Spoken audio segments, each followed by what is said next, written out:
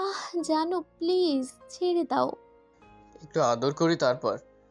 তুমি আদর করতে গিয়ে বারবার ব্যথা দাও আমায়। জানো না আমার কষ্ট হয়। জান, এটা প্রথম হয়, প্লিজ একটু মানিয়ে নাও।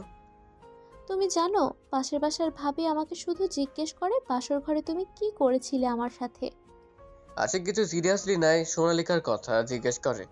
তুমি কি তাকে বলেছিলে? না মানে একটু বলতে নিয়েছিলাম, অমনি শাশুড়ি আম্মু আমাকে বকা দিয়েছিল। আচ্ছা, আমি কি ভাবিকে বলবো আপনি কি করেছিলেন? না সোনালিকা, স্বামী স্ত্রীর গোপন কথা কাউকে বলতে নেই। আর কেউ জিজ্ঞেস করলে কথা বলবে না। কিন্তু ভাবি যদি আবার জিজ্ঞেস করে তখন কি বলবো? তখন উল্টো তুমি জিজ্ঞেস করবে, ভাবি আপনি লাগে বলুন আপনার জামাই আপনার সাথে কি করেছিল।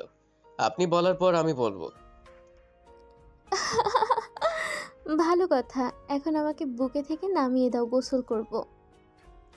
আশিক সোনালিকাকে ওর বুক থেকে নামিয়ে দেয়। আর সোনালিকা মাটি মেঝে থেকে জামা কুড়িয়ে নিয়ে চলে যায় বাথরুমে। এমন সময় সেই পাশের বাসার ভাবি এসে সাব্বিরকে খোঁচা দিয়ে বলে, কি আশিক, কচি বউ পেয়ে দেখছি ভালোই আদর করছো। আচ্ছা ভাবি, আপনার কত বছর বয়সে বিয়ে হয়েছিল? 16 বছর বয়সে। তাতেই লোকে আমাকে কত বুড়ি বললো। জানেন ভাবি, আমার বউটারও না 16 বছর। আমার বউ কচি হলে নিশ্চিত আপনি নিজেও কচি ছিলেন। তা ভাই কি আপনাকেও খুব আদর করেছে? ছি, তুমি এত বাজে কথা বলতে পারলে? ওসব কেউ বলে নাকি? যদি নাই বলে তবে কেন আপনি আমার বউকে খোঁচা মারেন শুনি? আমি জানি রাতে আপনি আমার ঘরের জানালায় কান পেতে থাকেন। বলি জানালায় কান না পেতে রুমে আসবেন। আপনার সামনে না হয় বউকে আদর করব। আর আপনার জামাই অক্ষম হলে আমাকে বলবেন, আমি লেক ভাড়া করে এনে দিব। খুব ভালোভাবে হাল চাষ করে দিয়ে যাবে। আশিকের এমন কথায় সেই পাশের বাসার ভাবি লজ্জায় পালিয়ে যায়। কারণ ততক্ষণে রুমে আশিকের আম্মু সহ আরো অনেক লোক এসেছিল।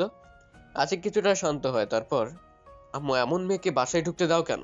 এমন খারাপ মাইন্ডের মহিলা সমাজের জন্য ভয়ঙ্কর। তুই ঠিক বলেছিস। আমি আজই নিয়ে একটা বিহিত করব, গ্রামের চেয়ারম্যানের কাছে নালিশ দিব।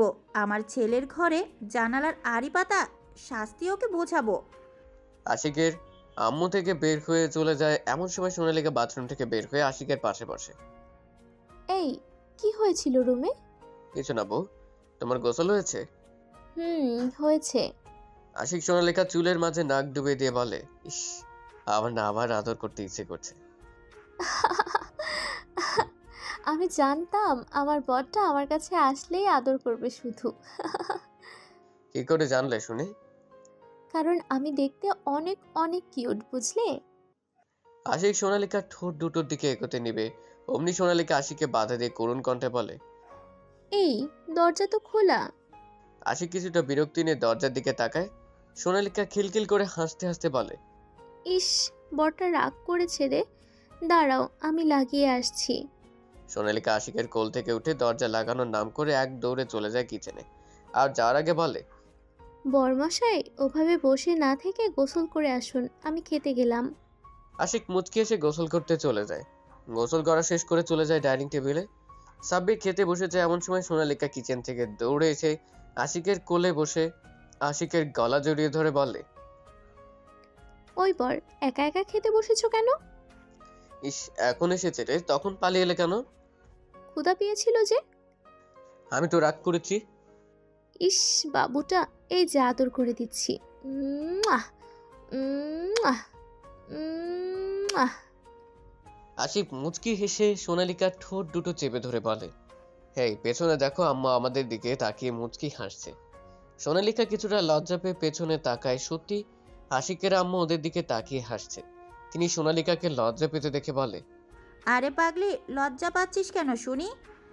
ওটা তো তোর নিজেরই বর, লজ্জা পেলে হয়? আর আশিক, শুনেছিস পাশের বাড়ির কেউ নেই, সবাই নাকি সকালের পর থেকে লাপাত্তা। ঠিকই হয়েছে, এখন পালিয়ে থাকুক, বাসায় এলেই আবারও একটা হুমকি দিবে।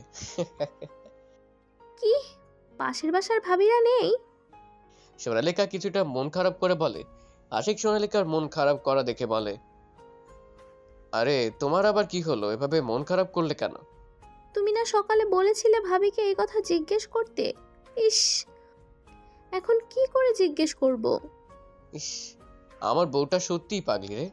আসো, মন খারাপ করতে হবে না, আদর করে দেই। আশিক কথাটা বলে সোনালিকার ঠোঁটে চুমু দিয়ে খেতে শুরু করে।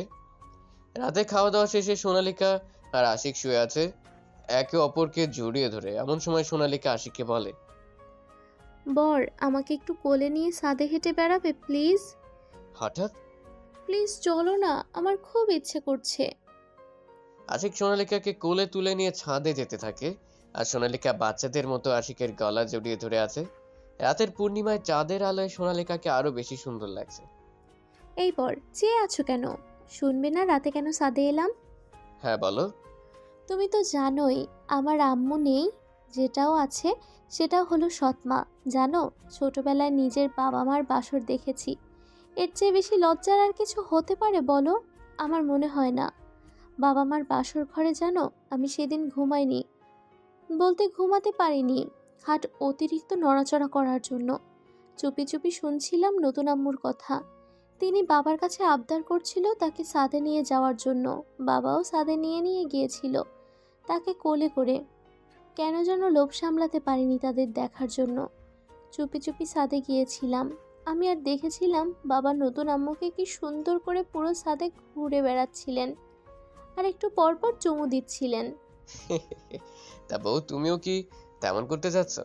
ইস, তুমি না আমাকে খালি লজ্জা দাও। আর আদর? ইস, চুপ করো, আমার লজ্জা করছে। কি বলে দিয়েছি আমি? ইস। পাগলি বউ, আমার এসো, কোলে এসো।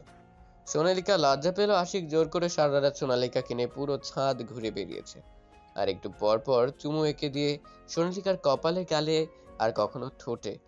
ভোর ভোর হয়ে যাওয়ায় সোনালিকাকে নিয়ে আশিক চলে আসে রুমে।